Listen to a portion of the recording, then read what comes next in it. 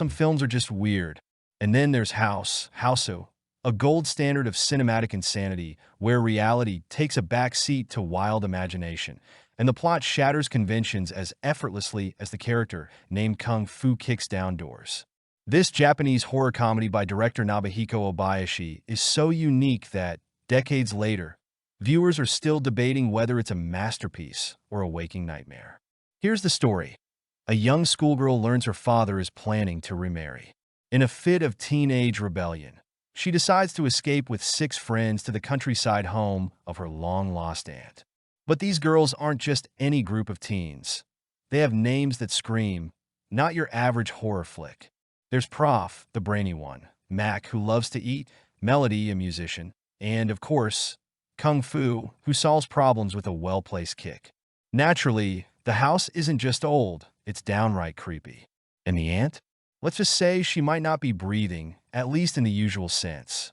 From there, it's a kaleidoscope of pure madness. Man-eating pianos, blood-soaked clocks, cats with demon eyes, and mattresses that attack. All of it is served up with vibrant special effects and a theatrical flair, making every scene feel like it's ripped straight out of a comic book. This film is a celebration of creative freedom. Obayashi, who had previously worked in advertising, poured all his visual effects expertise into crafting something utterly surreal. The camera spins, jumps, and pulls off tricks that would make Guy Ritchie jealous. The colors?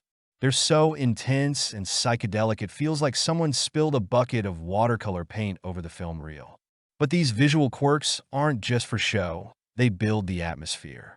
At first, the movie feels like a quirky comedy with a touch of absurdity. The girls laugh, joke, and play music. But as the story unfolds, that lightheartedness gives way to an overwhelming sense of unease. By the halfway point, it's clear, House is chaos incarnate, where logic doesn't stand a chance. The cast deserves a special mention. Most of the actors were newcomers, yet they bring such raw energy that the screen practically buzzes with it. Standouts include Miki Jinbo as Kung Fu, whose fierce charisma is magnetic, and Kimiko Ikegami is gorgeous, who grows more enigmatic with every scene. In Yoko Minamata's performance as the creepy aunt, it feels like she's been waiting her whole life for this role. Let's be honest, though. House isn't about logic or scares. It's about the experience. It's the kind of movie you'll either adore for its sheer audacity or switch off after 15 minutes, overwhelmed by its chaotic nature. Criticizing it for things like a simple plot or outdated effects misses the point. These elements are part of its charm.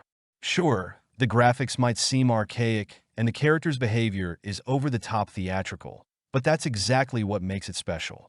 This isn't a movie you recommend to just anyone. It's not mainstream entertainment. But if you're ready to dive into a world where pianos eat people and cats hypnotize you with a single glare, you're in for a treat, or at least an unforgettable experience. In the end, House isn't just a film. It's a cinematic roller coaster where terror, laughter, and outright bewilderment take turns at breakneck speed. If you think you've seen it all, watch this.